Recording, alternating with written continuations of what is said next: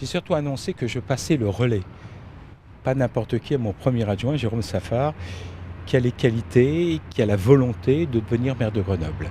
C'est très important, après 18 ans, 19 ans en 2014, d'une politique qui aura marqué, je crois, très positivement Grenoble. Nous sommes devenus, grâce à la loi, une métropole, c'est-à-dire nous avons la capacité de pouvoir franchir une étape supplémentaire et je voulais que ce soit une équipe renouvelée qui puisse la porter.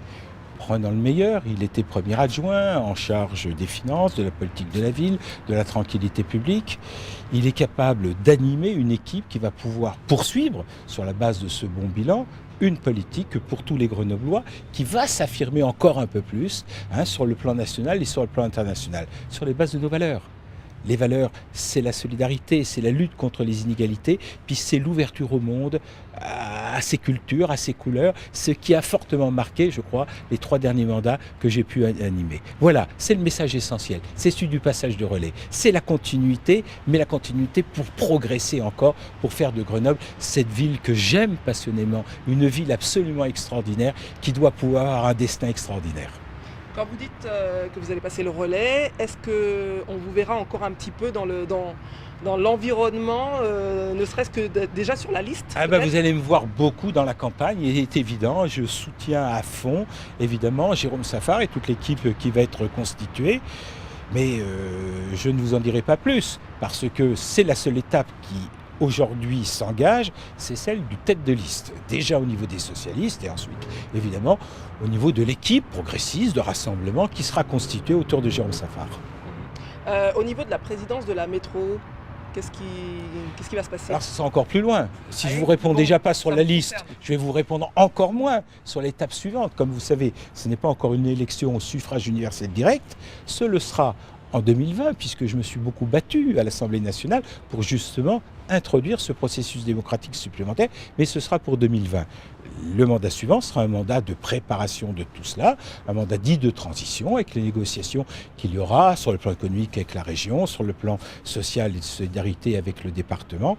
Et quant à savoir comment sera gouvernée la métro en 2014 après les élections municipales, c'est une étape supplémentaire dont on ne peut rien dire encore aujourd'hui, ne connaissant pas les résultats des élections communale, puisque ce sera formé à partir des nouvelles équipes qui seront élues en mars 2014. Vous avez quand même un rôle de premier plan à ce moment-là. Mon rôle, c'est d'animer, d'aider, de faire que tout se passe bien, non seulement sur Grenoble, mais sur l'agglomération grenobloise. On le verra beaucoup pour aider l'ensemble de ces équipes, bien entendu, pour que les équipes progressistes qui se présenteront un peu partout sur l'ensemble des communes de l'agglomération grenobloise puissent triompher. Vous qui êtes à la tête de la ville depuis de nombreuses années, qu'est-ce que vous pouvez donner comme conseil à votre dauphin? Eh bien, quand on est maire de la ville, on est maire de tous les Grenoblois. Et c'est, je crois, véritablement le message, lui qui connaît par cœur, c'est-à-dire qu'il faut véritablement avoir une empathie vis-à-vis de la ville, mais aussi vis-à-vis des habitants de cette ville. Il faut aimer les Grenobloises et les Grenoblois, il faut être capable non seulement de les écouter, mais de les entendre et de traduire cela, c'est vrai, quotidiennement, par une attention renouvelée, par des politiques renouvelées de proximité, de solidarité.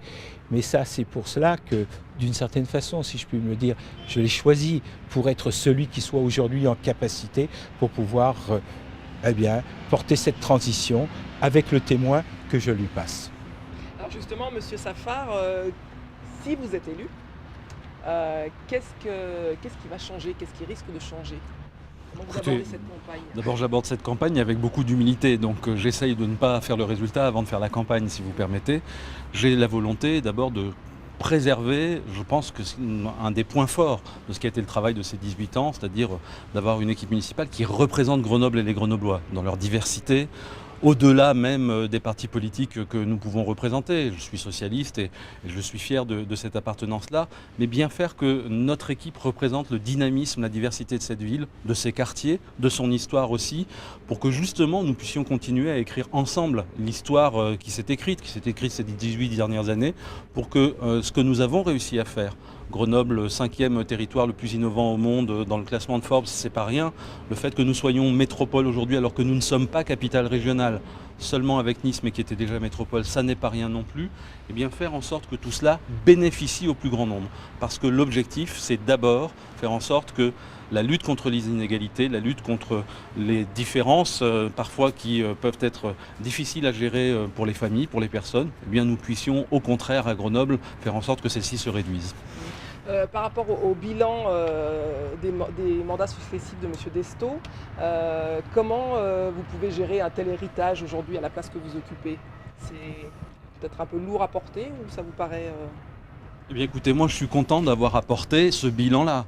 Il n'est pas lourd, il est dense par la qualité. C'est normal, c'est la vie démocratique. Mais très honnêtement, moi j'ai vu aussi, comme beaucoup de Grenoblois, le chemin que nous avons fait. Entre le moment où nous sommes arrivés en mairie et où quand on disait on est Grenoblois, c'était toujours difficile. On nous opposait une image compliquée de la ville, où on parlait d'affaires, où on parlait de choses qui ne nous faisaient pas plaisir. Aujourd'hui, on nous félicite, on nous donne des prix pour la vie étudiante, pour le logement, pour les écocités. On nous signale encore comme étant un des territoires les plus innovants au monde. Bref, on a vu que le modèle grenoblois se reconstruisait et ça c'est un élément de bilan extrêmement fort. Je veux aussi faire porter cette fierté par tous les Grenoblois, cette fierté que nous entendons beaucoup quand nous rencontrons nos homologues français ou européens, quand nous accueillons ici les délégations des villes jumelles ou étrangères qui toujours trouvent cette ville formidable. Eh bien il faut que les Grenoblois soient fiers de ce bilan-là parce que c'est un formidable bilan. Néanmoins, on vous attaque souvent sur les mêmes problèmes. Vous êtes, passez-moi l'expression, un peu marqué à la culotte avec les histoires de sécurité, de pollution, de bétonnage de la ville. Qu'est-ce que vous avez à répondre à ça ? Écoutez, pour prendre un dossier que je connais très bien, sur les dossiers de sécurité, nous n'avons rien lâché. Et je continuerai à travailler dans le sens de ce qui a été fait sur ce dernier mandat, même si à certains moments, malheureusement, l'État était moins présent. C'est nous qui avons modernisé la police municipale, c'est nous qui l'avons mieux équipée, c'est nous qui avons engagé la vidéosurveillance, c'est nous qui avons fait le travail de prévention plus maillé avec la jeunesse, avec le sport sur les quartiers. C'est nous surtout qui avons tout fait pour que l'État, la ville, la justice travaillent toujours ensemble au service des Grenoblois et que jamais, quelle que soit la période, même quand le gouvernement n'était pas proche de nous, les Grenoblois puissent nous reprocher justement d'être dans une opposition avec l'État qui aurait fait que finalement on aurait laissé ce dossier-là partir à volo. Oui, il y a des problèmes de sécurité, je suis très bien placé pour le savoir, mais oui aussi je sais aujourd'hui que l'État revient à nos côtés, que nous sommes présents et que nous allons continuer à travailler dans le sens de ce qui a été fait. Pour en revenir à la campagne du moment, enfin des municipales, si je vous dis les Verts, qu'est-ce que vous me répondez ? Parti politique, présent au gouvernement, présent à la région, avec lesquels je suis dans une majorité régionale, qui ont été des partenaires au niveau de la ville de Grenoble. Eh bien écoutez, la campagne va s'engager, nous verrons comment les choses s'engagent avec tous les partenaires possibles. Ils ont annoncé une liste autonome, donc nous verrons comment les choses s'engagent de ce côté-là. C'est néanmoins une alliance que vous pouvez envisager ou pas ? Aujourd'hui, je n'en suis pas à ce genre de discussion, ni même d'échafaudage qui serait politicien. D'abord, la désignation interne au sein du Parti socialiste. Il y a un calendrier national, nous allons le respecter intégralement. Ensuite, le travail avec une majorité municipale sortante qui a fait un très bon travail. Le travail sur le projet, la constitution de la liste pour qu'en début d'année, tout cela soit tranquillement annoncé aux Grenoblois, sereinement. Et nous verrons comment la campagne se déroulera dans le respect et des formes et des personnes et du fond. Donc ça nous importe extrêmement fortement. Ça regarde évidemment nos oppositions de droite comme les autres. Donc je serai extrêmement vigilant à ce qu'il n'y ait pas d'attaque personnelle, à ce qu'il n'y ait pas de dérapage. Il y en a eu par le passé un peu trop souvent. Michel Destaut, on a été souvent la cible. Eh bien écoutez, ça ce sont ce genre de choses que nous ne voulons pas voir reproduire sur Grenoble. Enfin, dernière question.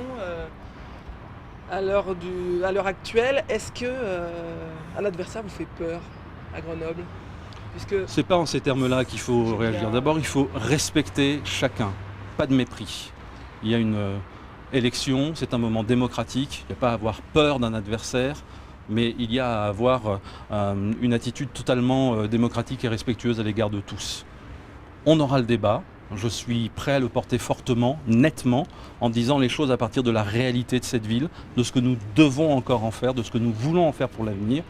Donc il n'y a pas à craindre ni un candidat, ni même les Grenoblois. Au contraire, c'est pour nous un moment encore supplémentaire d'aller réaffirmer notre attachement à cette ville et à ce territoire. Je sous-entends quand même, je pense que vous l'avez compris, les partis de droite, et notamment l'UMP, qui visiblement n'est pas forcément un adversaire de taille pour ces futures élections, si j'ai bien compris la situation du moment. Encore une fois, pas de mépris, pas d'ironie facile. Il y a des débats, visiblement à droite, qui ne sont pas toujours d'ailleurs d'un niveau extraordinaire. Je laisse à la droite ses propres débats. Mais une fois que la campagne s'engagera, il y aura un débat démocratique avec l'ensemble des candidats présents. Merci. Merci.